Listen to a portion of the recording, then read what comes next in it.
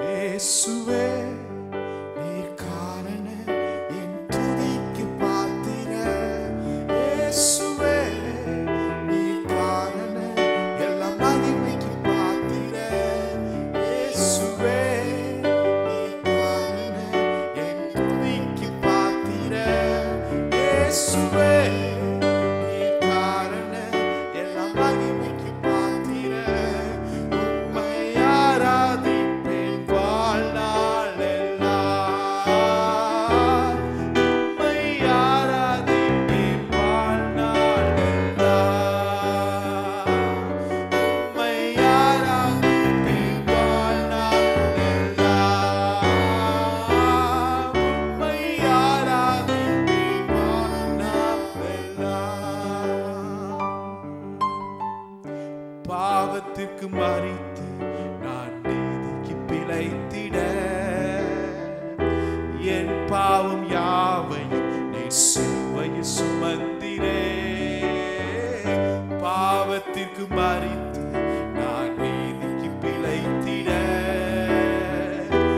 என் பாவம் யாவையும் நீர் சிலுவையில் சுமந்திரே.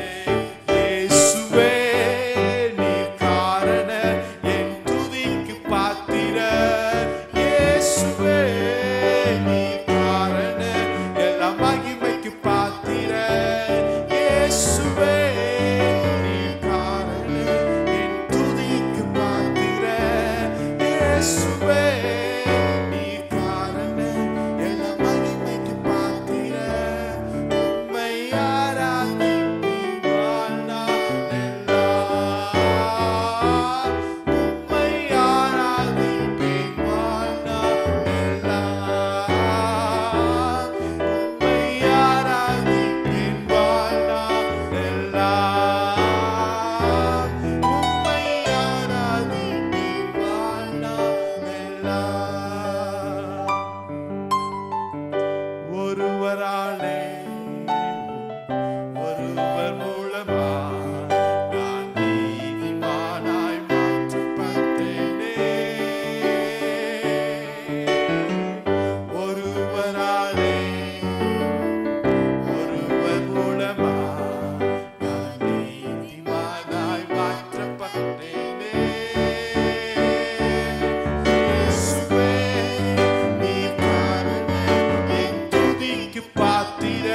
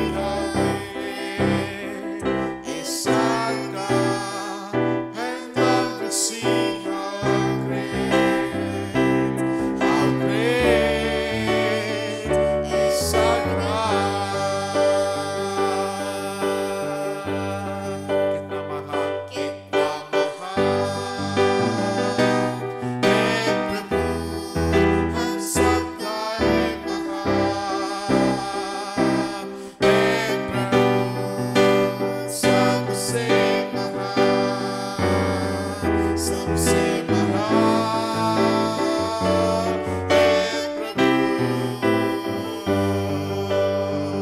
कितना महान है प्रभु, हम सबका है महान है प्रभु। सबसे महान, सबसे महान है प्रभु। You're the name above all names. You're the name above all names. You're the name above all names.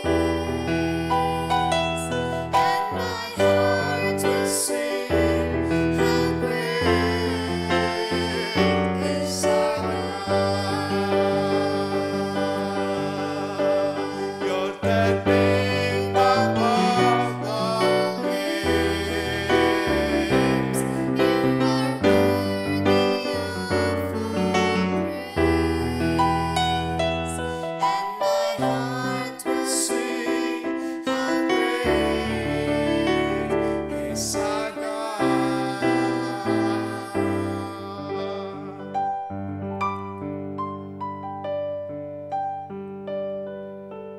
This is my desire, to honor you,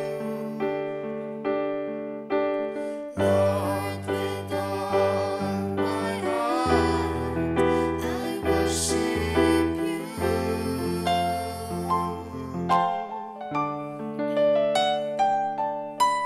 All I have within me, I give you praise.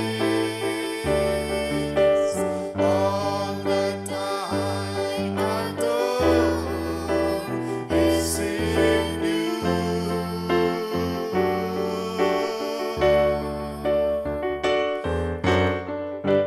Lord, I give you my heart, I give you my soul. I live for you alone. Every breath that I take, every moment I wait. Lord, have your way in me. Lord, I give you my heart, I give you my soul. I live for you. Every breath that I take, Every moment I wait. Lord, have your way in me. Lord, have your way in me. Lord, have your way in me. Hallelujah, hallelujah, hallelujah to the Lamb. Hallelujah,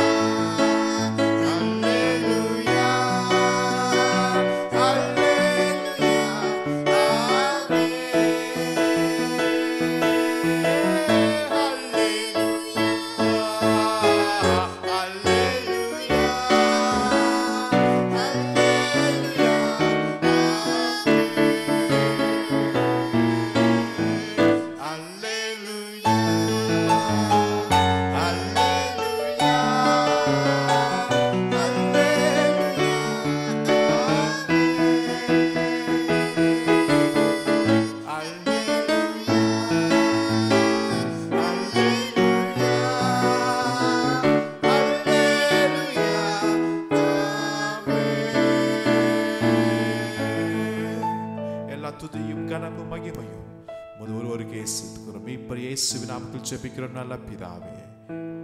ஆமென். ஆமென். கர்த்தராகிய இயேசு கிறிஸ்துவின் நாமத்தில் உங்கள் யாவரையும் வாழ்த்துகிறேன். प्रभु यीशु मसीह के नाम से आप सबों को हम स्वागत करते हैं. இந்த வார்த்தையை கேட்டுக்கொண்டிருக்கிற உங்கள் யாவர் மேலும் इस वचन को सुनने वाले आप सबके ऊपर கர்த்தருடைய கிருபை உண்டாவதாக. परमेश्वर का अनुग्रह होने दे. இப்பொழுது எடுத்துக்கொண்ட வேத பகுதி अब हमारा बाइबल का वचन जो है 2ஆம் சங்கீதம் दूसरा वचन 11:12. 11 और 12वीं आयत. பயத்துடனே கர்த்தரை சேவியுங்கள், நடுக்கத்துடனே களி கூறுங்கள், குமாரன் கோபம் கொள்ளாமலும் நீங்கள் வழியிலே அழியாமலும் இருக்கும்படிக்கு அவரை முத்தம் செய்யுங்கள். கொஞ்ச காலத்தையுடைய கோபம் பற்றி எரியும், அவரை அண்டிக் கொள்கிற யாவரும் பாக்கியவான்கள். डरते हुए यहोवा की उपासना करो और कांपते हुए मगन हो. पुत्र को चूमो, ऐसा ना हो कि वह क्रोध करे और तुम मार्ग ही में नाश हो जाओ, क्योंकि क्षण भर में उसका क्रोध पटकने को है. धन्य है वे जिनका भरोसा उस पर है. आमीन. இந்த வசனத்தில் 12ஆம் வசனத்தில் பார்க்கிறோம், इस 12वीं आयत में देखते हैं तो குமாரன் கோபம் கொள்ளாமலும் और पुत्र क्रोध ना हो, நீங்கள் வழியிலே அழியாமலும் இருக்கும்படிக்கு और तुम मार्ग में ऐसा ना हो कि नाश हो जाओ, அவரை முத்தம் செய்யுங்கள் என்று சொல்லப்படுகிறது. पुत्र को चूमो. அருமையான கர்த்தருடைய பிள்ளைகளே, प्रभु के प्रिय लोगों, நம்முடைய தேவன் அன்புள்ளவர், हमारा परमेश्वर प्यारा है, நம்முடைய தேவன் இரக்கமுள்ளவர், हमारा प्रभु दयालु है, அவர் கிருபை நிறைந்தவர், वो अनुग्रह से भरे हैं, அவர் அதிசயமானவர், वो अद्भुत करने वाला, நம்மை விசாரிக்கிற கர்த்தர், हमें ख्याल रखने वाला. அவருடைய திவ்ய சுவாபங்களை பார்க்கிறோம். परमेश्वर के स्वभावों को हम देखते हैं. ஆனா இந்த வசனத்திலே लेकिन इस वचन पर குமாரன் கோபம் கொள்ளாமலும் पुत्र को ऐसा ना होने दे कि वो क्रोध करें, நீங்கள் வழியில் அழியாமலும் இருக்கும்படிக்கு और तुम मार्ग ही में नाश ना हो जाओ, அவரை முத்தம் செய்யுங்கள் इसीलिए पुत्र को चूमो, என்று சொல்லப்படுகிறது. ऐसा लिखा हुआ है. அப்ப குமாரனாகிய இயேசு கிறிஸ்து परमेश्वर पुत्र जो यीशु मसीह சில है, சமயங்கள்ல கோபப்பட்டதை நம்ம பார்க்க முடியும். कुछ वक्त में उन्होंने क्रोध किए हुए देख सकते हैं. உதாரணமாக அவர் ஒரு ஜெப ஆலயத்துக்கு போறாரு, उदाहरण के लिए जब उन्होंने एक आराधनालय में गए थे, அங்கே விற்கிறவர்களை பார்க்கிறாரு, वहां पर बेचने वालों को देखा காசுக்காரர்களை பார்க்கிறாரு. और जो पैसे बदलने वालों को அவருக்கு देखा. அந்த பக்தி வைராக்கியம் வந்தது.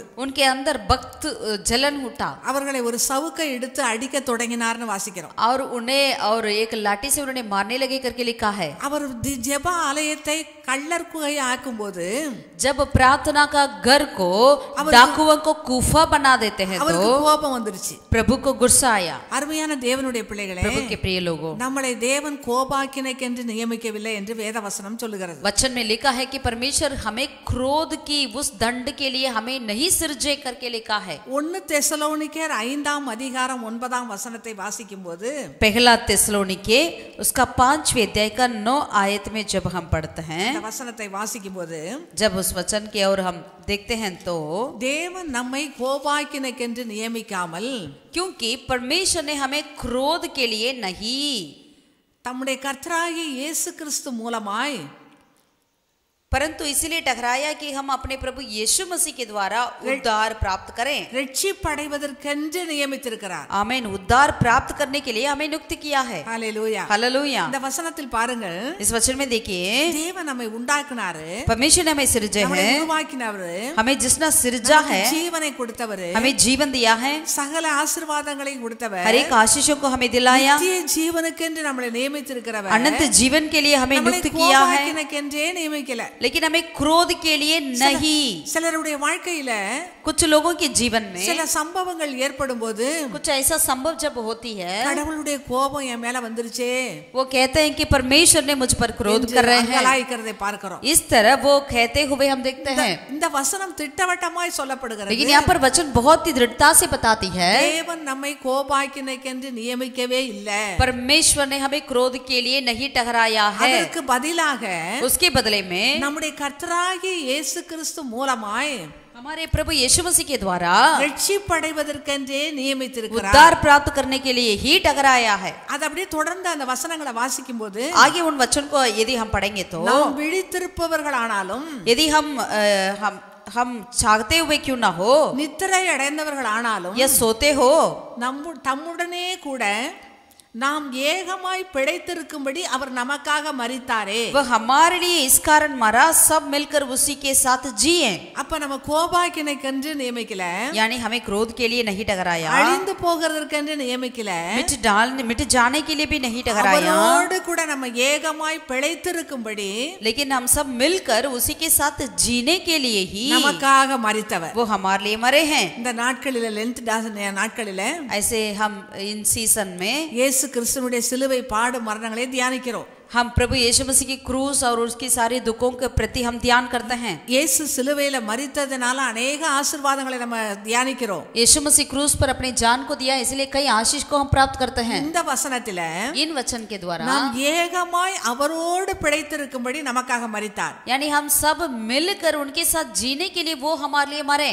ஆகவே நம்ம என்ன செய்யணும்னு கீழ வசனங்கள் சொல்லப்படுகிறது. इसलिए हमें क्या करना करके नीचे वचन बताती है, ஆகையால் நீங்கள் செய்து வருகிறபடியே ஒருவரை ஒருவர் தேற்றி ஒருவருக்கொருவர் பக்தி விருத்தி உண்டாகும்படி செய்யுங்கள். इस कारण एक दूसरे को शांति दो और एक दूसरे की उन्नति के कारण बनो, निदान तुम ऐसा करते भी हो। அப்ப நம்மளுடைய காரியங்கள் என்னன்னா, பக்தி விருத்தி ஒருவருக்கொருவர் உண்டாகும்படி கர்த்தருடைய வார்த்தையை நம்ம ஒருத்தருக்கு ஒருத்தர் சொல்லி புத்தி சொல்ல வேண்டும் என்று அந்த கீழ வசனங்களை நம்ம பார்க்கிறோம். यानी आगे के वचन के और हम इस तरह देखते हैं कि एक दूसरे को शांति देने के लिए, एक दूसरे की उन्नति की कारण बनने के लिए हमें ऐसे ही किया करना है करके। அருமையான கர்த்தருடைய பிள்ளைகளே, प्रभु के प्रिय लोगों, நம்ம வாழ்க்கையில ஏற்படுகிற காரியங்கள் நிமித்தம் हमारे जीवन में जो कार्य होती है उसके चलते ஒரு தேவ கோபம் நம்ம மேல வந்துருச்சோ, एक परमेश्वर का क्रोध हमारे ऊपर आ गया क्या, தேவன் என்னை தண்டித்தாரோ, परमेश्वर मुझे दंड दिया है அந்த क्या, குற்ற உணர்வு நமக்குள்ள இருக்கவே கூடாது. ऐसा एक कार्य हमारे मन में ना आने दे। அவர் நம்முடைய பரமபிதா, वो हमारा परम प्रधान परमेश्वर है, அவருடைய பிள்ளைகளாய் हम இருக்கிறோம். उनके संतान हैं। வேத வசனம் இப்படியாய் சொல்லுகிறது, वचन हमें इस तरह कहती है, அவரை அண்டிக் கொள்ளுகிற யாவரும் பாக்கியவான்கள் சொல்லப்படுகிறது. जो कोई उनकी तसल्ली में रहते हैं वे सब धन्य हैं। அந்த சங்கீதக்காரன் 2ல சொல்றாரு, वो गायक दूसरा अध्याय में कहता है, குமாரன் கோபம் கொள்ளாம இருக்கணும்,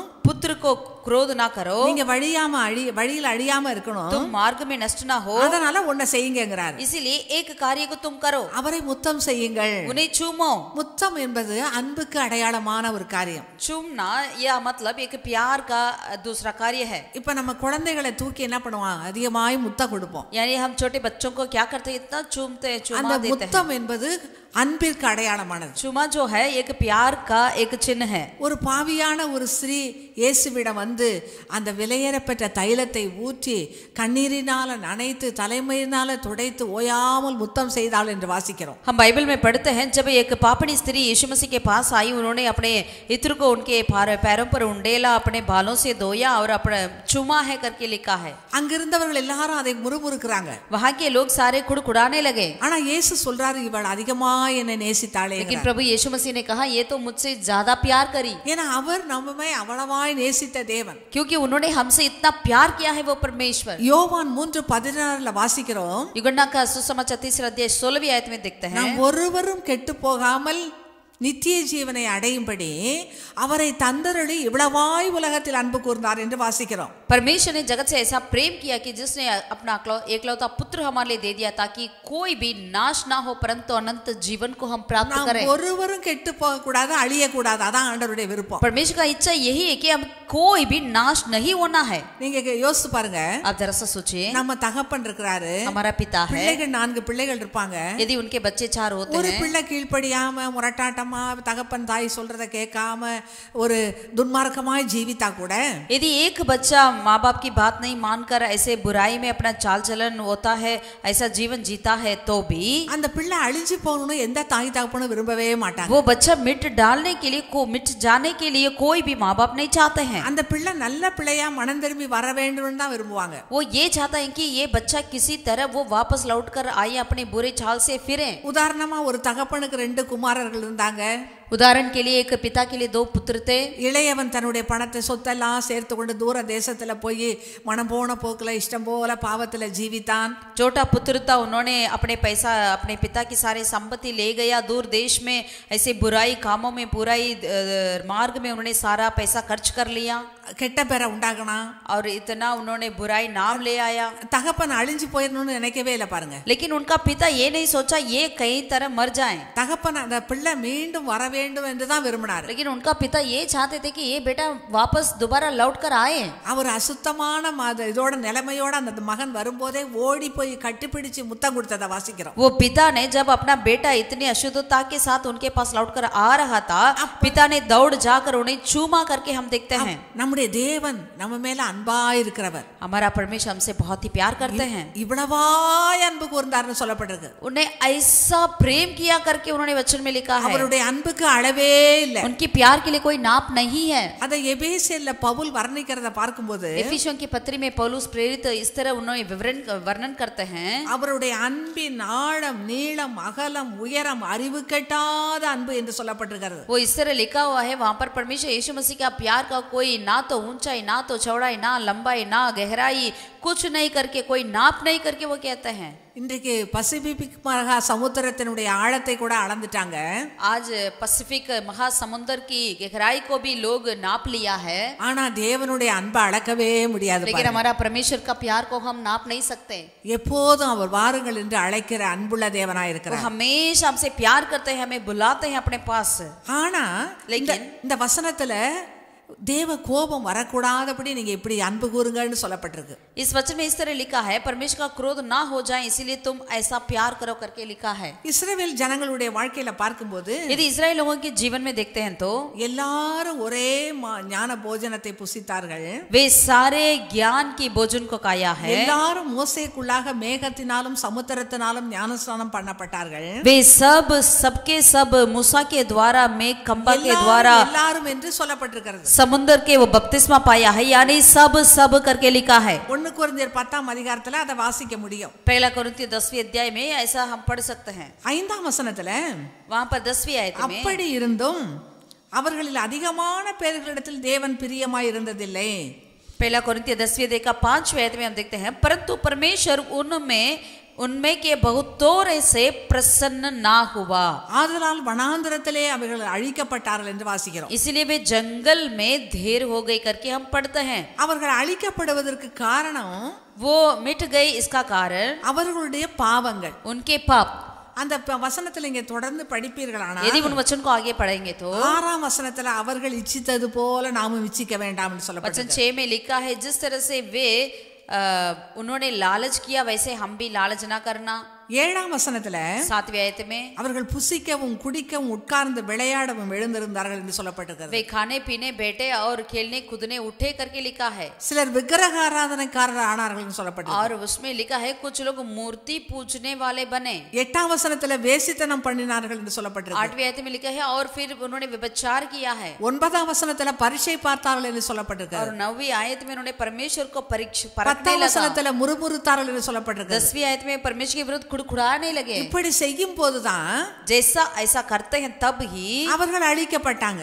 वे परमेश्वर ने मिठा दिया। 11ஆம் வசனத்துல 11वीं आयत में இவைகளெல்லாம் திருஷ்டாந்தமாக அவர்களுக்கு சம்பவித்தது உலகத்தின் முடிவு காலத்தில் உள்ள நமக்கு எச்சரிப்பு உண்டாகும்படி எழுதப்பட்டிருக்கிறது என்று சொல்லப்படுகிறது. 11वीं आयत में इस तरह लिखा है, परंतु ये सब बातें जो उन पर पड़ी दृष्टांत की रीति पर भी और वे हमारे चेतावनी के लिए जो जगत के अंतिम समय में रहते हैं लिखी गई है।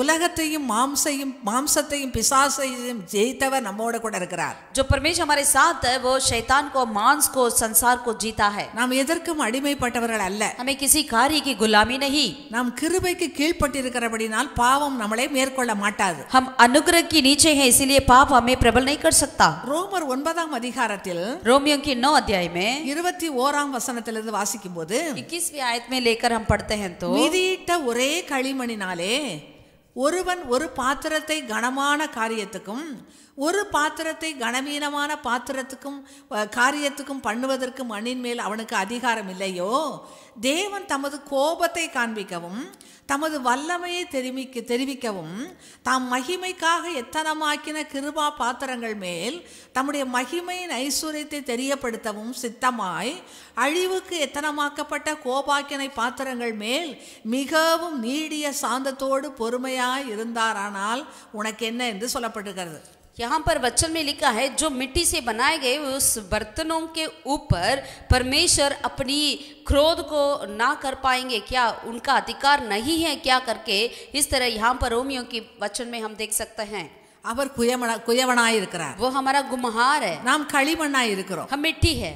குயவனுடைய கையில் உள்ள களிமண்ணை போல நம்ம காணப்படுகிறோம். हम गुमहार के हाथों की मिट्टी के जैसा है। ஒரு குயவன் களிமண்ணை எடுத்து அதை பிசைந்து ஒரு நல்ல கனமான பாத்திரமாய், நல்ல அழகான பாத்திரமாய், அநேகருக்கு பிரயோஜனமான பாத்திரமாய் உண்டு பண்ணதான் அவன் தன்னுடைய சிந்தையில அவன் யோசித்து திட்டமிட்டு செய்வான். जब एक गुमहार अपने हाथों में मिट्टी को लेते हैं तो वो क्या सोचेंगे, एक आदरणीय पात्र बनाने के लिए, एक सम्मान की पात्र बनाने के लिए, अपनी हिसाब से उसे करने के लिए ही वो सोचते हैं। அதே போலவே தேவன் நம்முடைய குயவனாய் இருக்கிறார். वैसे ये परमेश्वर हमारा गुमहार है। நாம் ஒவ்வொருவரும் ஒரு பாத்திரத்தை போல இருக்கிறோம். हम हर एक व्यक्ति एक पात्र के समान है। இந்த வசனத்தில் பார்க்கிறோம், इस वचन में देखते हैं, தேவன் தமது கோபத்தை காண்பிக்கவும், परमेश्वर अपने क्रोध को दिखाने के लिए, அப்ப சில பாத்திரங்கள் மேல கோபப்படுற மாதிரி சொல்லப்படுகிறது. यानी कुछ बर्तन के ऊपर वो गुस्सा करते हुए ऐसा देखते हैं। சில பாத்திரங்கள் மேல் தம்முடைய வல்லமையை தெரிவிக்கவும், कुछ बर्तनों के ऊपर अपने सामर्थ्य को दिखाने के लिए, சில பாத்திரங்கள் மேல் தாம் மகிமைக்காக எத்தனமாக்கின கிருபா பாத்திரங்கள் மேல், कुछ बर्तनों को अपनी महिमा के लिए, अनुग्रह को बरसाने वाले पात्र बनाया, தம்முடைய மகிமையின் ஐஸ்வர்யத்தை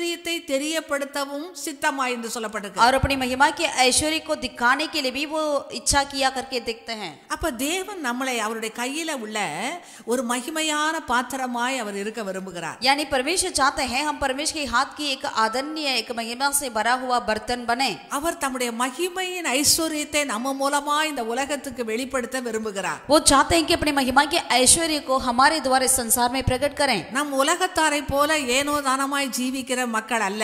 हम संसार के जीवन जीने के लिए हम संसारिक लोग नहीं है। இந்த கிறிஸ்தவ வாழ்க்கை மிகவும் கவனமாய் போக வேண்டிய வாழ்க்கை. ये मसीह जीवन जो है बहुत ही सावधानी से हमें जीना चाहिए। ஒரு நிறைய பொன்னும் பொருளும் இருக்கிற வீடை எவ்வளவு கவனமாய் வைத்துக் கொள்வார்களோ, जिस तरह से एक सोने चांदी से भरा हुआ घर को बहुत ही ख्याल से रखते हैं, ஒவ்வொருத்தருக்குள்ளேயும் தேவன் கிருபையின் ஐஸ்வர்யத்தை வைத்திருக்கிறார். हमारे हर एक के अंदर परमेश्वर अनुग्रह को, ऐश्वर्य को रखे हैं, மகிமையின் ஐஸ்வர்யத்தை வைத்திருக்கிறார். महिमा के ऐश्वर्य को रखे हैं, நம்முடைய வல்லமையின் ஐஸ்வர்யத்தை अपने வைத்திருக்கிறார். सामर्थ्य के ऐश्वर्य को रखे கிருபையின் हैं, ஐஸ்வர்யத்தை अनुग्रह வைத்திருக்கிறார். की ऐश्वर्य को रखे हैं। எல்லா ஐஸ்வர்யத்தினாலும் தேவன் நம்மை நிரப்பி வைத்திருக்கிறார். सारे ऐश्वर्य से परमेश्वर हमें भरे रखे हैं। நம்ம மற்றவர்களுக்கு ஆசீர்வாதமாய் இருக்க தேவன் விரும்புகிறார். परमेश्वर चाहते हैं हम औरों के लिए आशीष का कारण बने। எபேசியர்ல பவுல் எழுதுகிறார், एफिसियों की पत्री में पौलुस लिखते हैं, தம்முடைய அனந்த ஞானம் परमेश्वर का अनंत ज्ञान जो है சபையின் மூலமாய் வெளிப்பட வேண்டும் என்று விரும்புகிறார். कलीसिया के द्वारा प्रकट होने के लिए चाहते हैं। எபேசியர் 3:10 வாசிக்கிறோம், एफिसियों की पत्री उसका 3 अध्याय का 10वीं आयत உன்னதங்களில் உள்ள में, துரைத்தனங்களுக்கும்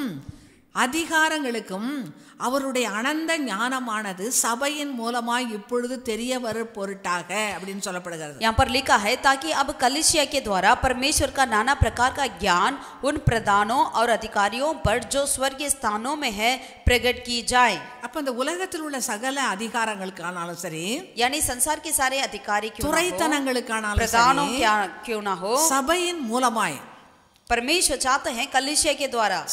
சபைனா கட்டடம் அல்ல, कलीसिया मतलब एक इमारत नहीं, நீங்களும் நானும் தேவனுடைய சபையா இருக்கிறோம். आप और हम एक परमेश्वर का कलीसिया நம்ம है. மூலமாய் இந்த உலகத்துக்கு அவருடைய அனந்த ஞானம் வெளிப்பட வேண்டும். यानी हमारे द्वारा परमेश्वर का नाना प्रकार का ज्ञान प्रकट होना चाहिए. ஏன்னா உலகத்திலிருந்து தேவன் நம்மளை வேறுபிரித்திருக்கிறார். क्योंकि संसार में से परमेश्वर हमें अलग किए हैं. அவருடைய சொந்த சம்பத்து என்று சொல்லுகிறார். वो हम उनका हम अपना प्रॉपर्टी है. சொந்த ஜனம் என்று சொல்லுகிறார். हम उनका अपना लोग है. உன்னத பாட்டில் என் புறாவே என்று சொல்லுகிறார். और श्रेष्ठ गीत में हम देखते हैं हे मेरे कबूतरिनी, என் உத்தமியே என்று சொல்லுகிறார். और मेरे प्रेमी करके वो बताता है, மணவாட்டியே என்று சொல்லுகிறார். मेरा दुल्हन करके कहते हैं. பலவிதமாய் தன்னுடைய சபையை அவர் அழகாய் பேசுகிறதை பார்க்கிறோம். यानी अपने कलीसिया के प्रति परमेश्वर बहुत ही सुंदर तरीके से कई ऐसे बातों को बताता இப்படி है. நம்ம மேல அன்பாய் இருக்கிற ஒரு தேவன் ऐसे हमसे इतना प्यार करते हैं ஏன் நம்ம परमेश्वर, மேல கோபப்படுவாரு? क्यों हमसे क्रोध करना है?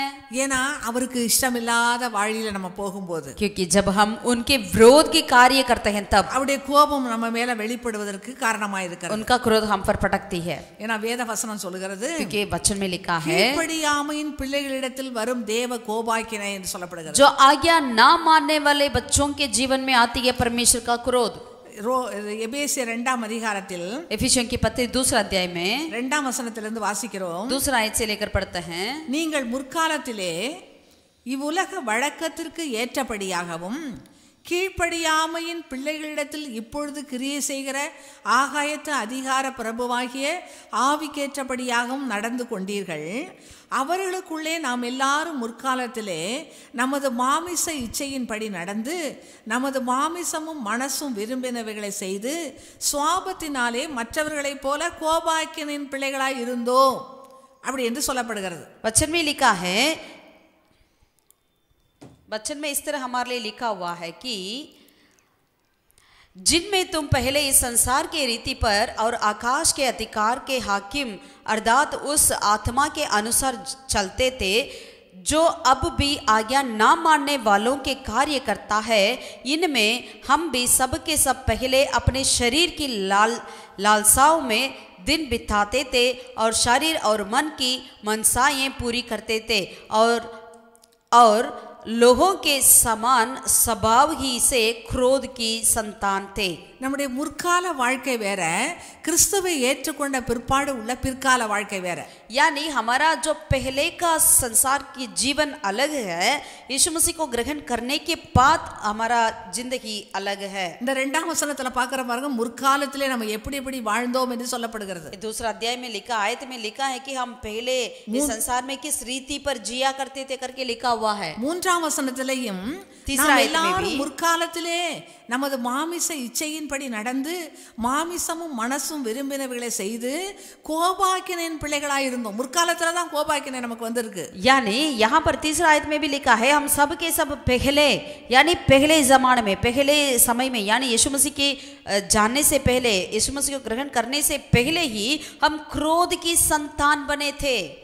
ஆனா தேவனோ இரக்கத்தில் ஐஸ்வர்யம் உள்ளவராய் நம்மில் அன்பு கூர்ந்து தம்முடைய மிகுந்த அன்பினாலே அக்கிரமங்களில் மரித்தவர்களாய் இருந்த நம்மை கிறிஸ்துவுடனே கூட உயிர்ப்பித்தார், கிருபையினாலே ரட்சிக்கப்பட்டீர்கள் என்று அப்போஸ்தலனாகிய பவுல் அருமையாய் எழுதுகிறார். आमीन. परंतु परमेश्वर ने जो दया का धनी है, अपनी उस बड़े प्रेम के कारण जिससे उसने हमसे प्रेम किया, जब हम अपराधों के कारण मरे हुए थे तो हमें मसीह के साथ जिलाया, अनुग्रह ही से तुम्हारा उद्धार हुआ है करके प्रेरित पौलुस यहाँ पर लिखते हैं. நாம் கிறிஸ்துவர்களாய் பிறந்ததனால அல்ல, हम मसीह करके जन्म हुआ इसीलिए नहीं, ஒருவேளை பாஸ்டர் பிஷப் குடும்பத்துல பிறந்ததனால அல்ல, ऐसा नहीं कि हम पासवान या बिशप के घर में जन्म हुआ इसीलिए, ஒவ்வொருத்தருடைய வாழ்க்கையிலையும் நம்ம கிறிஸ்துவை ஏற்றுக்கொள்ளும் போது, लेकिन हर एक व्यक्ति अपने जीवन में जब यीशु मसीह को ग्रहण करते हैं तब, கிறிஸ்து நமக்குள்ள வரும்போது, जब यीशु मसीह हमारे अंदर आते हैं, நம்ம தேவனிடத்துல அன்பு கூறும்போது, जब हम परमेश्वर से प्यार करते हैं, அந்த முற்காலத்துல இருந்த அந்த மாதிரி நம்ம இருக்க முடியாது. जैसे पहले हम जिया करते थे वैसा हम नहीं जी सकते, அவர் இரக்கத்தில் ஐஸ்வர்யமுள்ளவராய் நம்மில் அன்பு கூர்ந்தார். क्योंकि उन्होंने दया में, अनुग्रह में इतनी दयालु थे, इतनी प्यार हमसे किया करते थे. தேவ கோபம் நம்ம மேல வராது பாருங்க. यानी परमेश्वर का क्रोध हमारे ऊपर नहीं आ सकती. ஆனால் அநேகருடைய வாழ்க்கையில கர்த்தருக்குள்ள வந்துட்டோம்னு சொல்றாங்க, ஆனா அநேக தேவ கோபாக்கினை அவங்க மேல காணப்படும் போது நம்ம அதை யோசிக்க வேண்டியவர்களாய் காணப்படுறோம். लेकिन कई लोग कहते हैं हम तो प्रभु के बच्चे हैं करके, लेकिन जब उनके जीवन में परमेश्वर के क्रोध को देखते हैं तो हम उनके प्रति तरह हम जान सकते हैं. ரோமருக்கு எழுதின நிருபத்துல रोमियो की पत्री में 2ஆம் அதிகாரத்துல வாசிக்கிறோம். दूसरा अध्याय में पढ़ते हैं 4ஆம் வசனத்துல, वचन 4 में, தேவ தயவு நீ குணப்படும்படி உன்னை ஏவுகிறது என்று அறியாமல் அவருடைய தயவு, பொறுமை, நீடிய சாந்தம் இவைகளின் ஐஸ்வர்யத்தை அசட்டை பண்ணுகிறாயோ, உன் மனக்கடினத்திற்கும் குணப்படாத இருதயத்திற்கும் ஏற்றபடி தேவனுடைய நீதி உள்ள தீர்ப்பு வெளிப்படும் கோபாக்கினை நாளிலே உனக்காக கோபாக்கினையை குவித்துக் கொள்கிறாயே என்கிறார். यहाँ पर लिखा है रोमियो का दूसरा अध्याय का वचन 4 और 5 में, क्या तू उसकी कृपा और सहनशीलता और धीरज रूपी धन को तुच्छ जानता है, और क्या ये नहीं समझता कि परमेश्वर की कृपा तुझे मन फिराव को सिखाती है, पर अपनी कठोरता और हठीले मन के अनुसार उसके क्रोध के दिन के लिए जिसमें परमेश्वर का सच्चा न्याय प्रकट होगा अपनी निमित्त क्रोध कमा रहा है करके लिखा है. அந்த ரோமர் 1ஆம் அதிகாரத்திலே நம்ம பார்க்கும்போது, रोमियो की पहला अध्याय में यदि देखते हैं तो 18ஆம் வசனத்துல 18वीं आयत में, சத்தியத்தை அநியாயத்தினாலே அடக்கி வைக்கிற மனுஷனுடைய எல்லாவித அவபக்திக்கும் அநியாயத்துக்கும் விரோதமாய் தேவ கோபம் வானத்திலிருந்து வெளிப்படப்பட்டிருக்கிறது என்று சொல்லப்படுகிறது. यहाँ पर वचन में यूं लिखा है, परमेश्वर का क्रोध तो उन लोगों की सब अभक्ति और अधर्म पर स्वर्ग से प्रकट होता है जो सत्य को अधर्म से दबाए रखते हैं. அதாவது இந்த உலகத்தில் உள்ள எல்லாருக்கும் தேவனை அறிகிற अनेक வாய்ப்புகளை தேவன் கொடுக்கிறார். परमेश्वर संसार के सब लोगों को परमेश्वर को जानने की कार्य को प्रभु यहाँ पर बताते हैं. இந்த உலகத்தில் உள்ள எவருமே எனக்கு தேவனை அறிய முடியாது, எனக்கு யாரும் சொல்லலன்னு சொல்லவே முடியாது. इस संसार में कोई भी ऐसा व्यक्ति नहीं है जो कह सकते हैं कि मैं परमेश्वर को नहीं जानता. எப்படி என்றால் இந்த 20ஆம் வசனத்துல வாசிக்கிறோம், कैसे कि जैसे हम 20वीं आयत में देखते हैं, எப்படி என்றால் காணப்படாதவைகளாகிய அவருடைய நித்திய வல்லமை, தேவத்துவம் என்பவைகள் உண்டாக்கப்பட்டிருக்கவைகளினாலேயே உலகம் உண்டானது முதற்கொண்டு தெளிவாய் காண்பிக்கப்படும், ஆதலால் அவர்களுக்கு போக்கு சொல்ல இடமே இல்லை. क्योंकि वचन में लिखा है, उसके अंधे के गुण अर्थात उसकी सनातन सामर्थ्य और परमेश्वरत्व जगत की सृष्टि के समय से उस के कामों के द्वारा देखने में आते हैं, यहाँ तक कि वे निरुत्तर है. அதாவது தேவனால உண்டாக்கப்பட்ட சகல சிருஷ்டிகளை பார்க்கும்போது, சூரியனையும் சந்திரனையும் நட்சத்திரங்களையும் வானத்தையும் மற்ற சமுத்திரத்தையும் இதெல்லாம் பார்க்கும்போது இதை உண்டாக்கின ஒருவர் உண்டு என்று அறிந்து கொள்ள வேண்டுமா. यानी संसार की हर एक सृष्टि को जब हम देखते हैं, समुद्र को देखते हैं, आकाश को, तारेगण को, सूरज को, चंद्रमा को देखते हैं, तो हम जानते हैं कि इन सारे कार्य को जो सृष्टि किया है वो एक परमेश्वर है करके हम जान सकते हैं. ஆனால் அந்த அதிகாரத்தில் நீங்க தொடர்ந்து வாசிக்கும்போது, लेकिन इस अध्याय के आगे जब हम पढ़ते हैं, ஒரு கூட்டத்தை பற்றி சொல்லப்படுகிறது. एक झुंड के प्रति इस तरह लिखा हुआ அந்த है 21ஆம் வசனத்தில் 21वीं आयत में, அவர்கள் தேவனை அறிந்தும் அவரை தேவன் என்று மகிமைப்படுத்தாமலும் ஸ்தோத்தரியாமலும் இருந்து தங்கள் சிந்தனைகளினாலே வீணரானார்கள், உணர்வில்லாத அவருடைய இருதயம் இருளடைந்ததுன்னு வாசிக்கிறோம். हमें इस तरह पढ़ते हैं, इस कारण कि परमेश्वर को जानने पर भी उन्होंने परमेश्वर के योग्य बढ़ाई और धन्यवाद ना किया, परंतु व्यर्थ विचार करने लगे, यहाँ तक कि उनका निर्बुद्धि मन अंधेरा हो गया। பாத்தீங்களா, ஒரு சிலருடைய இருதயம் இருளடைந்திருக்குது. कुछ लोगों का मन अंधेरा हो गया, ஆண்டவரை அறிந்திருந்தும் அவரை ஸ்தோத்திரிக்காம மகிமைப்படுத்தாம போயிட்டதாங்கள. यानी उन्होंने परमेश्वर के प्रति जानते हुए भी उन्होंने परमेश्वर को बढ़ाई धन्यवाद ना किया, அதனால தேவன் அவர்களை அசுத்தமான காரியங்களுக்கு ஒப்பு கொடுத்தார் என்று சொல்லப்பட்டிருக்கிறது. इसलिए परमेश्वर ने उनको व्यर्थ विचार में छोड़ दिया करके लिखा है। 28ஆம் வசனத்தில் வாசிக்கும்போது 28वीं आयत में देखते हैं तो தேவனை அறியும் அறிவை பற்றி கொண்டிருக்க அவர்களுக்கு மனதில்லாதிருந்ததுன்னு வாசிக்கிறோம். और जब उन्होंने परमेश्वर को पहचानना ना चाहा, इसीलिए परमेश्वर ने भी उन्हें उनकी निखमे मन पर छोड़ दिया कि वे अनुचित काम करें। அப்ப தேவனை அறிந்து கொள்ளுகிறது எவ்வளவு பெரிய முக்கியமான காரியம் பாருங்க. यानी परमेश्वर का जाना कितना मुख्य करके देख लिए। அவரை ஸ்தோத்திரிக்க வேண்டும், उन्हें हमें स्तुति करना அவரை है, மகிமைப்படுத்த வேண்டும். महिमा करना है। இந்த வசனத்துல தேவனை அறியும் அறிவை பற்றி கொண்டிருக்க வேண்டும். यानी इन वचन के अनुसार ஒரு परमेश्वर की கூட்டம் जान ஜனங்களுக்கு மனதில்லை அதுல. हमें इसे जानने को हमारा मन लगना चाहिए, कुछ लोगों को ऐसा मन नहीं है। அதனால் தகாதவைகளை செய்யும்படி தேவன் அவர்களை கேடான சிந்தைக்கு ஒப்பு கொடுத்தார். इसीलिए परमेश्वर ऐसे लोगों को जो परमेश्वर की ज्ञान को नहीं जाना चाहते हैं, उनको परमेश्वर ने निकम्मे मन पर छोड़ दिया कि वे अनुचित काम करें। அந்த 29ஆம் வசனத்திலிருந்து வாசிக்கும் போது 31ஆம் வசனம் வரைக்கும் அப்படிப்பட்டவர்கள் எப்படி எப்படி காரியங்களை செய்வார்கள் என்று வேத வசனம் சொல்லுகிறது. ऐसे निकम्मे लोग जो बुरे काम करने लोग क्या क्या करेंगे करके 29वीं आयत से लेकर 31वीं आयत तक लिखा हुआ है। இப்படி 32ஆம் வசனத்துல வாசிக்கிறோம், இப்படிப்பட்டவைகளை செய்கிறவர்கள் மரணத்திற்கு பாத்திரராய் இருக்கிறார்கள் என்று தேவன் தீர்மானித்த நீதியான தீர்ப்பை அவர்கள் அறிந்திருந்தும் அவைகளை தாங்களே செய்கிறதும் அல்லாமல் அவைகளை செய்கிற மற்றவரிடத்தில் பிரியப்படுவதுமாய் இருக்கிறார்கள் சொல்லப்பட்டிருக்கிறது. यानी 32वें आयत में इस तरह लिखा है, तो वे तो परमेश्वर की ये विधि जानते हैं कि ऐसे ऐसे काम करने वाले मृत्यु के दंड के योग्य है, तो भी ना केवल आप ही ऐसा काम करते हैं वरन करने वालों से प्रसन्न भी होते हैं।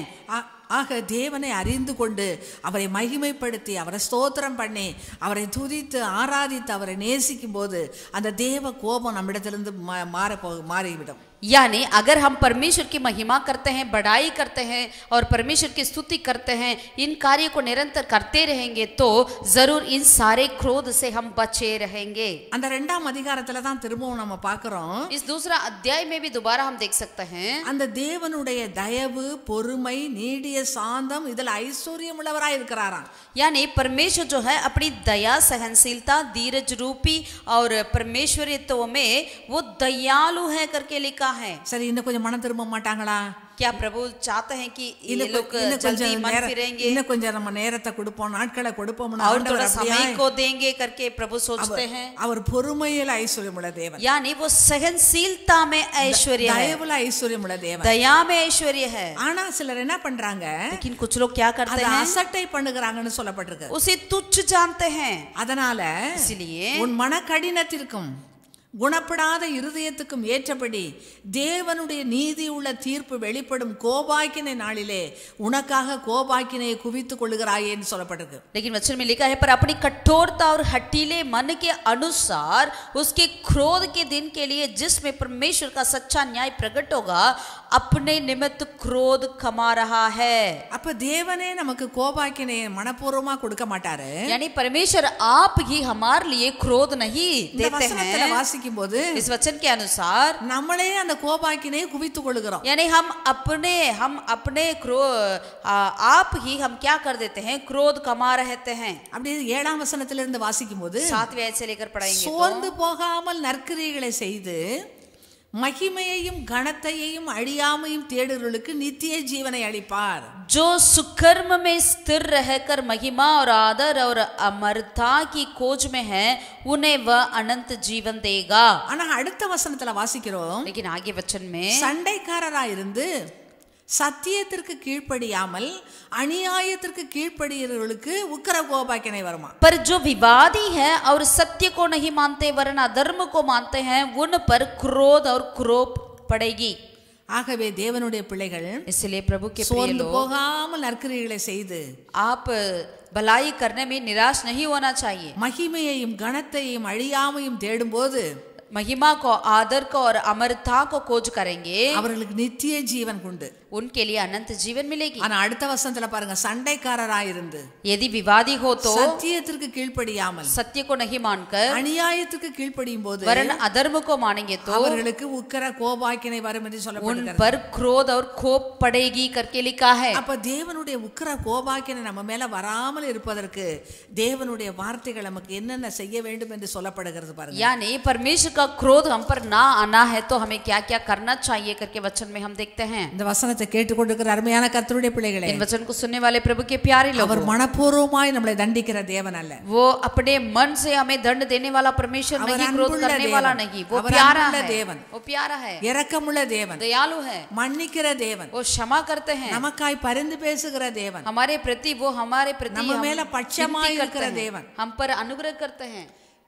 1 தெசலோனிக்கர் 2ஆம் அதிகாரம் पहला तुसलोनिके उसका दूसरा 15 अध्याय 16ஆம் வசனத்துல வாசிக்கிறோம். 15 और 16 में देखते हैं, புறஜாதியார்கள் ரட்சிக்கப்படுவதற்கு தேவ வசனத்தை தடை செய்கிறாங்களாம், அவங்க மேல தேவ கோபாக்கினை வருமா.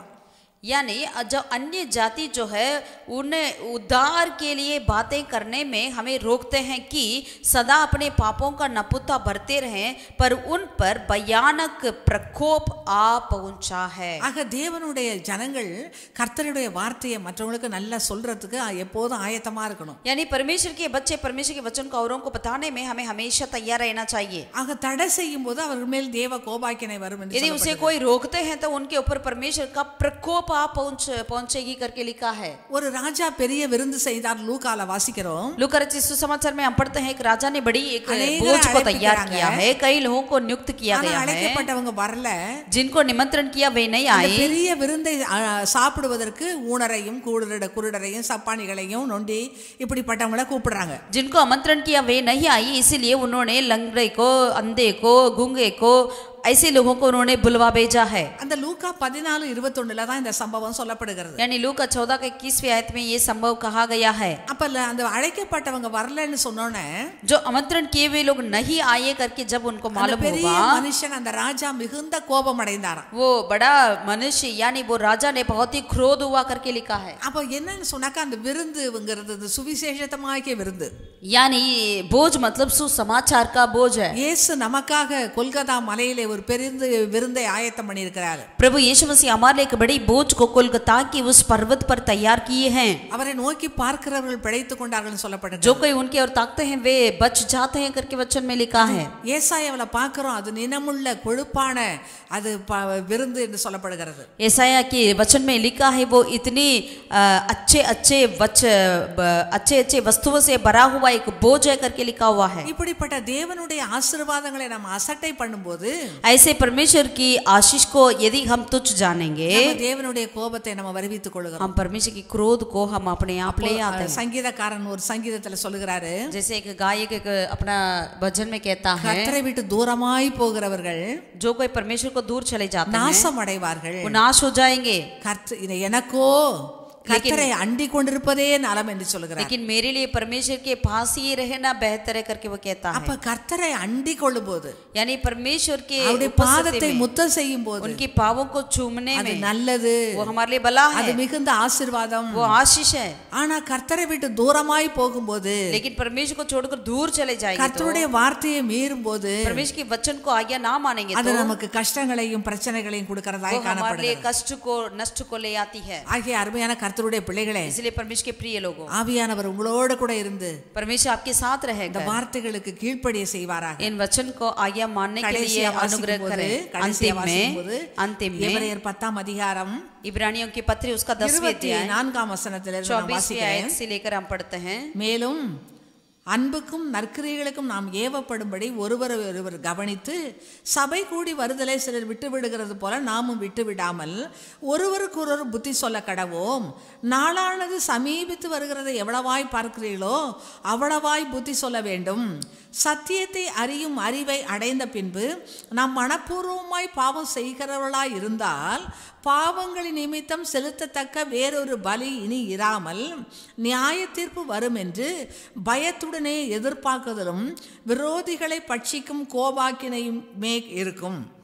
24 आयत से लेकर पढ़ते हैं, और प्रेम और भले कामों में अक्साने के लिए एक दूसरे की चिंता किया करें और एक दूसरे के साथ इकट्ठा होने ना छोड़ें, जैसा कि कितनों की रीति से पर एक दूसरे को समझाते रहें, और ज्यों ज्यों उस दिन को निकट आते देखो त्यों त्यों और भी अधिक यह किया करो, क्योंकि सच्चाई की पहचान प्राप्त करने के बाद यदि हम जानबूझकर पाप करते रहें तो पापों के लिए फिर कोई बलिदान बाकी नहीं, हाँ दंड का एक भयानक बाट जोहना और आग का ज्वलन बाकी है जो विरोधियों को भस्म कर देगा.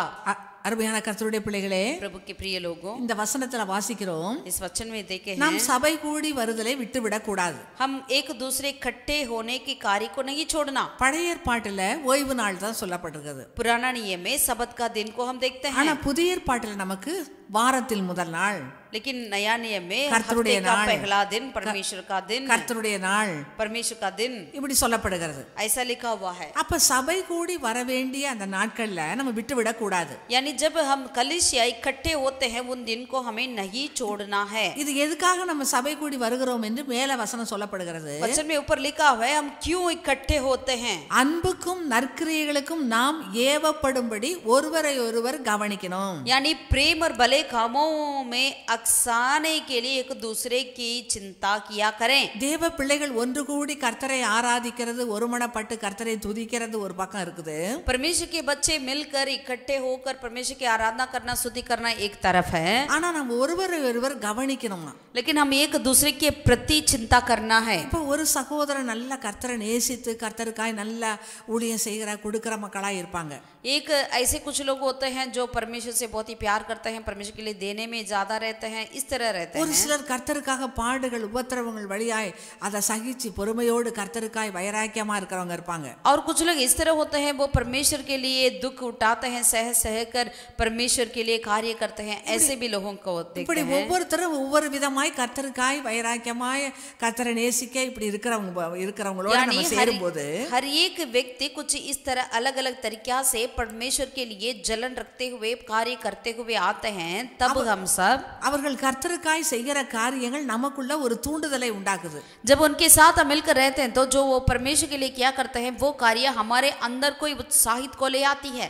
இப்போ உதாரணமாக 84 வயது உள்ள அன்னாள் இரவும் பகலும் உபவாசித்து ஆராதனை செய்து கொண்டிருந்தாள்னு லூக்கால வாசிக்கிறோம். क्योंकि हम लूका रचित सुसमाचार में हन्ना के प्रति पढ़ते हैं, 86 उम्र वाले हन्ना जो है हमेशा वो विधवा थी, परमेश्वर के भवन में उपवास के साथ हमेशा रहा किया करती थी करके देखते हैं. இப்போ இதை வாசிக்கும் போது நமக்குள்ள என்ன உண்டாகணும்? जब इस वचन को पढ़ते हैं तो हमारे अंदर क्या होना चाहिए? 84 வயது ஆனாலும் 86 उम्र होने के बावजूद தனிமையான भी விதவையா இருந்தாலும் एक अकेले में रहने वाली विधवा क्यों ना கர்த்தருடைய हो, ஆலயத்திலே இருந்து वो परमेश्वर के भवन में ही रहकर உபவாசம் பண்ணி उपवास कर ஜெபம் பண்ணி प्रार्थना कर கர்த்தரை ஆராதிக்கிறாளே, परमेश्वर की स्तुति करती है. போல நாமும் கர்த்தருக்காய் வைராக்கியமா இருக்கணும்ங்கறத वैसे हमें भी रहना करके हम जलन आती है परमेश्वर के प्रति. இததான் சொல்லப்பட்டிருக்கிறது.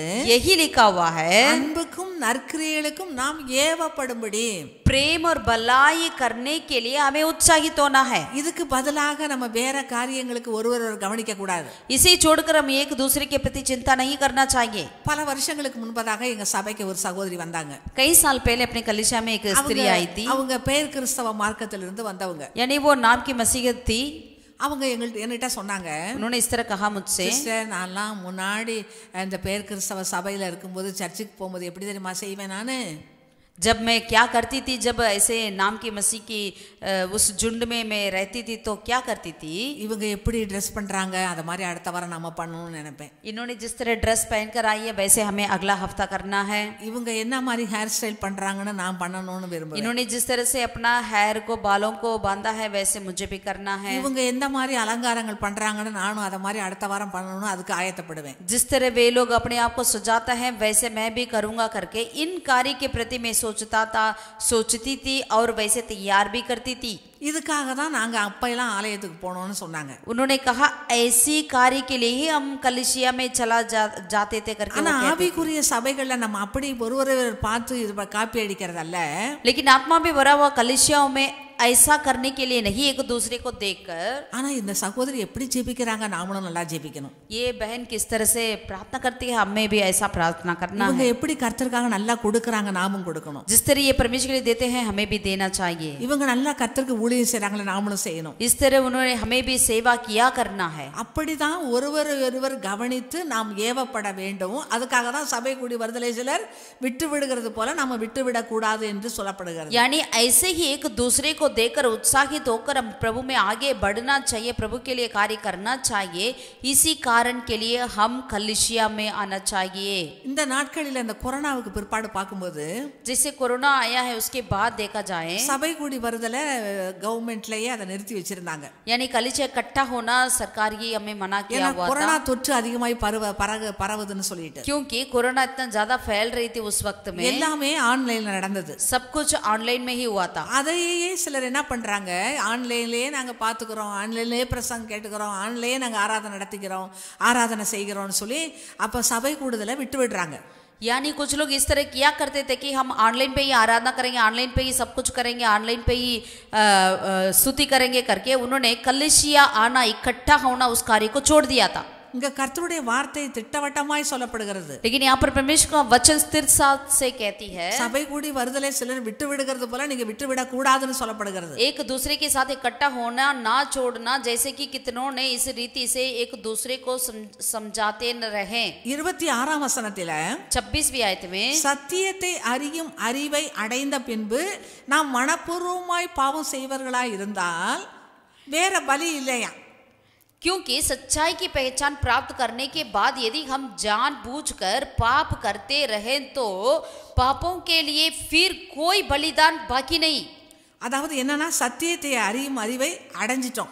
यानी हम सत्य को जानने की ज्ञान को प्राप्त कर लिया है। கர்த்தருடைய நாளில ஆராதனைக்கு போகணும்னு தெரியுது. यानी हम जान लिया परमेश्वर के दिन में हमें आराधनालय में जाना है। நான் உதாரணத்துக்கு சொல்றேன். उदाहरण के लिए कहते हैं ஞாயிற்றுக்கிழமை ஆராதனைக்கு போகணும்னு தெரியும், रविवार की आराधना में जाना है करके हम जानते हैं, ஆனா நம்ம மனப்பூர்வமாய் அதை செய்யாதபடி लेकिन हम मन से उस कार्य को नहीं करते, इसीलिए நம்ம பாவம் செய்யறோம்னு சொல்லப்படுகிறது. हम पाप किया करते हैं करके वचन में लिखा है। பாவத்துக்காக செலுத்தத்தக்க வேறொரு பலி இனி இல்ல. अगर ऐसे जानबूझकर जब हम पाप करते हैं इसके प्रति बलि और कोई नहीं, हम नहीं चढ़ा नहीं सकते, ஏன்னா நமக்கு நன்றாக தெரியும் கர்த்தருடைய நாளில சபை கூடுக்கு போகணும். क्योंकि हम अच्छे से जानते हैं परमेश्वर के दिन में हमें परमेश्वर के कलिसिया में इकट्ठे होना चाहिए। இதை போலவே ஒவ்வொரு காரியமும் நமக்கு நல்லா சத்தியம் தெரிஞ்ச பிற்பாடு மனப்பூர்வமாய் நம்ம பாவம் செய்தாக்க இனி வேறொரு பலி இல்ல, அதுக்கு நியாய தீர்ப்பு. அடுத்த வசனத்துல பாருங்க, நியாய தீர்ப்பு வரும் என்று பயத்தோடு எதிர்பார்க்குதலும் விரோதிகளை பட்சிக்கும் கோபாக்கினையுமே கிடைக்கும் இருக்கும்.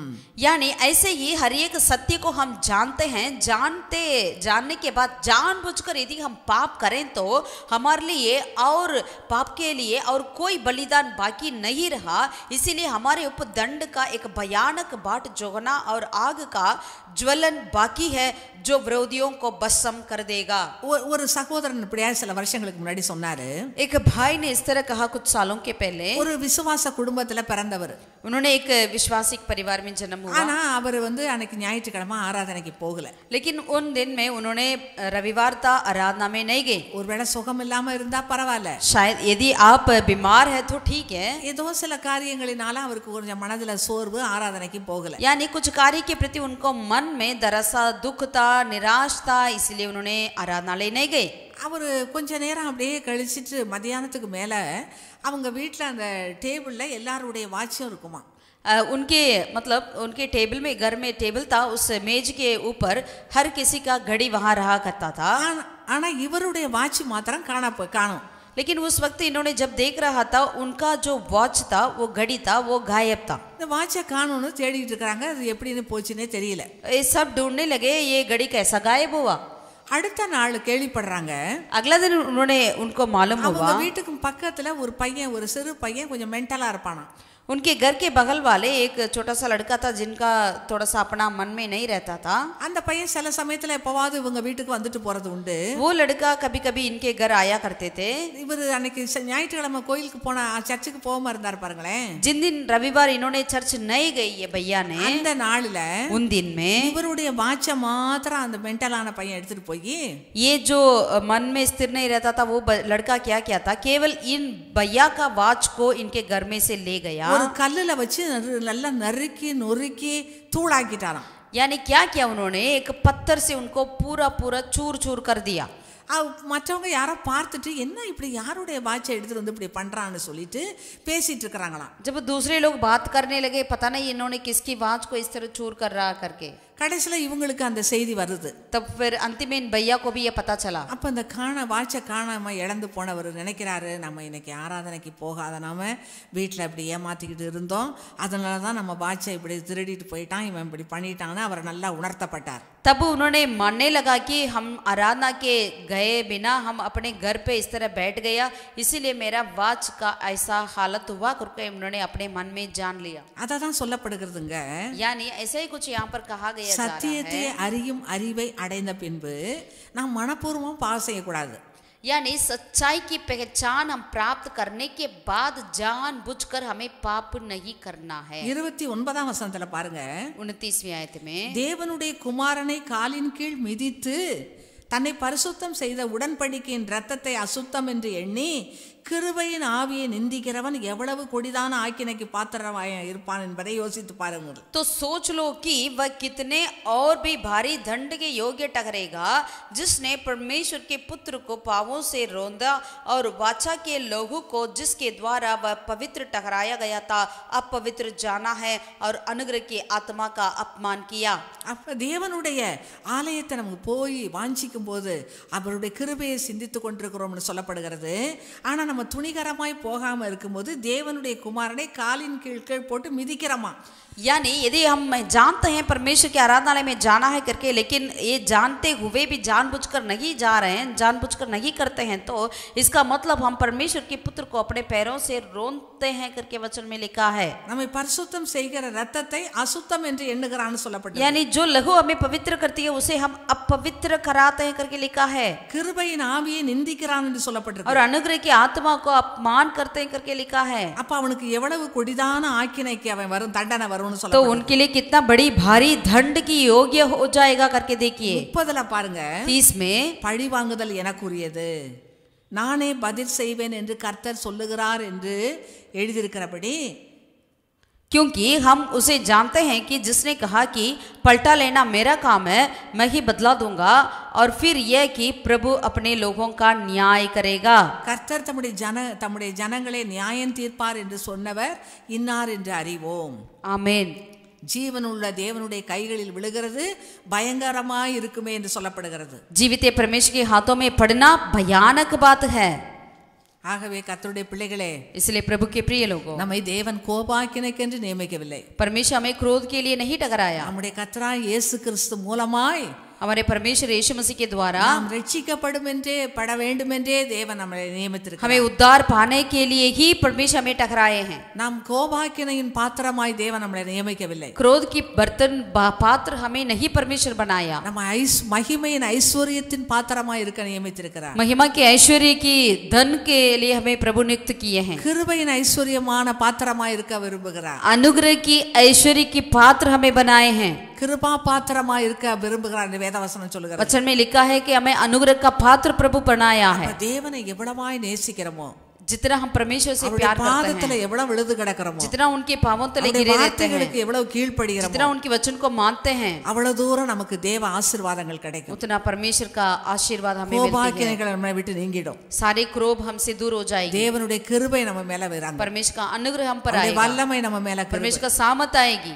அவருடைய தயவு, அவருடைய परमेश्वर का दया, சாந்தம், அவருடைய இரக்கம், எல்லா ஆசீர்வாதங்கள் நம்ம மேல இருக்கும். दया, अनुग्रह, सहनशीलता सब कुछ हमारे ऊपर आ जाएगी. ஆகவே அருமையான கர்த்தருடைய பிள்ளைகளே, इसलिए प्रभु के प्रिय लोगों, பயத்துடனே கர்த்தரை சேவியுங்கள். हम कांपते हुए परमेश्वर को நடுக்கத்துடனே दंडवत கடிகூறுங்கள். करें. குமாரன் கோபம் கொள்ளாமலும் நீங்கள் வழியில் அழியாமலும் இருக்கும்படி அவருடைய பாதத்தை முத்தம் செய்யுங்கள். पुत्र आपसे क्रोध ना करें, मार्ग में आप नष्ट ना हो जाएं, इसीलिए पुत्र को आप चूमो। ஆகவே இந்த கர்த்தருடைய வருகை நாட்கள் இருக்கிற நாம் அதிகமாய் கர்த்தரை நேசிப்போம். परमेश्वर की आगमन के समय में रहने वाले हम परमेश्वर से ज्यादा प्रेम करें। சத்தியத்தை அறிவை அறிந்த பின்பு நம்ம மனப்பூர்வமாய் பாவம் செய்கிறவர்களா இருக்க வேண்டாம். सत्य की जानने की ज्ञान को प्राप्त करने के बाद हम जानबूझकर पाप ना करें। நாளானது சமீபித்து வருகிறதை எவ்வளவாய் பார்க்கிறீர்களோ அவ்வளவாய் ஒருவருக்கு ஒரு புத்தி சொல்ல கடவோம் என்று क्योंकि சொல்லப்படுகிறது. हम जानते हैं दिन जितना भी जल्दी आ रही है उतना हम ज्यादा एक दूसरे को हम अपने ज्ञान को बांटे। அந்த தெசலோனிக்கேயர்ல சொல்லப்பட்டிருக்கு, கர்த்தருடைய வசனத்து நிமித்தம் புத்தி சொல்லுங்கள் மதிங்கன்னு சொல்லப்பட்டிருக்கு. जैसे तेसलोनी की पत्रियों में लिखा है, परमेश्वर के दिन के प्रति आप एक दूसरे को बताओ करके। அப்படியே கர்த்தரிடத்துல நம்ம ஜெபம் பண்ணுவோம். உங்களுக்காக ஜெபிக்கிறேன். आइए हम परमेश्वर से प्रार्थना பரிசுத்த करेंगे। பிதாவே, पवित्र पिता நல்ல परमेश्वर, வேளைக்காய் ஸ்தோத்திரம். इस भला दिन के लिए धन्यवाद। எங்களை கோபாக்கினக்கென்று நீங்க மிக்க தேவன் அல்லப்பா. आपने हमें क्रोध के लिए नहीं ठहराया, உங்களுடைய அன்பை வெளிப்படுத்துகிற तेरे தேவன் प्रेम को हम पर प्रकट किया தேவன் है। இவ்வளவாய் எங்களிடத்தில் அன்பு கூர்ந்தீர். परमेश्वर ऐसा प्रेम हमसे किया है। நாங்களும் இடத்துல அன்பு கூற கடனாளிகளா இருக்கிறோம். हम भी आपसे प्रेम करने के लिए हम भी कर्जदार हैं। நாங்கள் நேசிக்கிறோம் ஆண்டவரே. हम तुझसे प्रेम करते हैं खुदा। தாவீது ஜெபிக்கிறாரே, दाऊद ने जैसे என் प्रार्थना பலனாகிய கர்த்தாவே உம்மில் அன்பு கூறுவேன்னு சொல்கிறார். हे मेरा बल प्रभु यीशु, तुझसे हम प्रेम करते हैं। உம்மில் அன்பு கூறுவதே எங்களுக்கு ஒரு பெரிய பாக்கியம் ஆண்டவரே. तुझसे प्रेम करना ही हमारे लिए भला है। இந்த உலகத்துல நாங்கள் உம்மை நேசித்து உம்மை அன்பு கூர்ந்து கர்த்தாவே உம்முடைய நன்மைகளை பெற்றுக்கொள்ள எங்களுக்கு உதவி செய்யுங்க. इस संसार में तुझसे प्रेम कर कर भलाइयों को प्राप्त करने के लिए खुदावन हम पर दया உம்மிடத்தில் कर। அன்பு கூறலுக்கு ஆயத்தம் பண்ணினவைகள் அதிகம் பெரிதா இருக்கிறது ஆண்டவரே. तो जो कोई तुझसे प्रेम करते हैं उनके लिए जो भलाई आपने तैयार कर कर रखा है वो बहुत है खुदा। எங்களுக்கு ஆயத்தம் பண்ணினவைகளை கண் காணவில்லை, காது கேட்கவில்லை, இருதயத்தில் தோன்றவில்லை, அது பரிசுத்த ஆவியானவரால் வெளிப்படுத்தப்பட்டிருக்கிறது வாசனம் வாசிக்கிறோம். हम वचन में पढ़ते हैं जो भलाई आपने हमारे लिए तैयार किया है वो किसी आंखों ने ना देखा, किसी कानों ने ना सुना, किसी मन में चित्त में नहीं लगा करके केवल पवित्र आत्मा ही उसे प्रकट करते हैं करके देखते हैं। பரிசுத்த ஆவியானவர் ஒருவருக்கும் கிருபை செய்வீராக. पवित्र आत्मा हर एक के लिए मदद कर राजा। இயேசுவின் நாமத்தில் வேண்டுகிறோம் பிதாவே. यीशु मसीह के नाम से हम प्रार्थना करते हैं खुदावन। आमीन, आमीन आमीन, आमीन आमीन। God bless you all.